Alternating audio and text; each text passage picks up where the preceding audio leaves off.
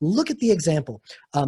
Europe nowadays is constantly warning Israel not to establish Israeli law in Judea and Samaria, warning us not to establish sovereignty in our own land. European countries are calling me, a Jew in Judea, an occupying colonizer. I'm a colonizing settler, while they are actively colonizing, trying to manipulate my country for their own political agendas, calling me the colonizer. I mean, it's like the Torah's wisdom 3,000 years ago is truths of today. How does evil act? This exact way. Whatever is our greatest attribute, the country of freedom and democracy, where Jews, Christians, Muslims, Baha'i all live as equal citizens in Israel. We're called the apartheid state. Not Lebanon, Syria, Jordan, Egypt, and every other dictatorship in the Middle East. We're the apartheid state. It's like unbelievable. And here the Torah gives us the first attack on Moses. It's like they will lie about the ultimate truth of reality. And it's like such a blatant, obscene lie that it just baffles us that what can we do other than fall on our face? And so, but here's something really important. As Jew is calling a Jew in Judea a colonizer occupying a foreign land, we have to know that sometimes an entire civilization can go insane. There can be a time where a collective madness sweeps nations off their feet, and normal German husbands and fathers, Polish farmers can just become monsters, while at the same time believing that they're providing a noble service for their country and for the world in their savagery and violence. And an evil spirit in the name of equality, social justice, and racism is wreaking havoc right now across America. It's spreading in Paris, and it's already now coming across Europe.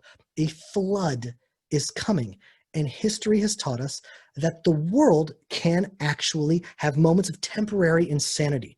In the times of Noah, that's the story, the whole world went mad. Literally the entire world around Noah, that whole civilization, was filled with violence and immorality. That can really happen. How do we keep ourselves sane? How do we keep our families from the madness? How do we survive the flood? How do we protect ourselves? Here's the Torah. The head of your word is truth, and your righteous ordinance endures forever. Rosh Dvarcha Emet. I'm pretty sure that every translation misses that word because you got to translate it in a way that makes sense. The head of your word is truth. It's like, okay, the head in Hebrew means the top, the lead principle.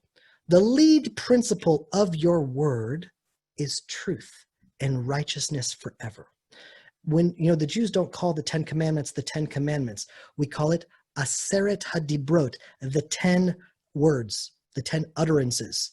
So it's like the head word, the head davar of the Dibrot, the head one, the guiding principle that will lead us in the ways of the Torah. The head of your word is truth. Rosh Dvarcha Emet. How are we going to build an ark? Here's the code. The sages of Israel are able to sum it up.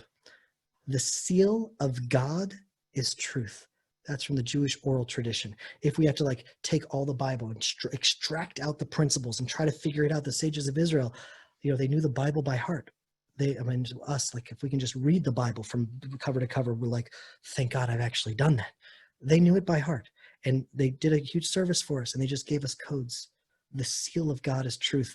There is a truth to the world. And if you follow the truth that has been revealed to you, then you are within that seal. You're in the ark, even when evil lies and tries to distort reality. And sometimes the world will reject the entire concept of truth. In postmodern thought, there is no truth. There's just narratives. The Hamas has their narrative, and the Israeli Defense Forces, they have their narrative. It's really just a cycle of violence. There is no true, there is no good, there is no evil. That's like the core of this nihilist movement. I mean, where do you even find the truth today that you're looking for? I mean, the media is censoring so many voices. I mean, I'm already establishing for this fellowship a video player that's not connected to YouTube because I'm assuming that it's very soon I'm probably going to get censored and stopped, and you just never know. I'm a Jew from Judea. I'm an occupying settler. They might want to quiet my voice. And so where do you even find the truth? I mean, news outlets straight up lie, pollute our mind with fake news. Who do we believe? Where do we find the truth? And in comes the Bible and calls our capital Jerusalem the city of truth. Thus said Hashem, I have returned to Zion and I have made my dwelling in the midst of Jerusalem. Jerusalem will be called the city of truth. There is a truth to the world.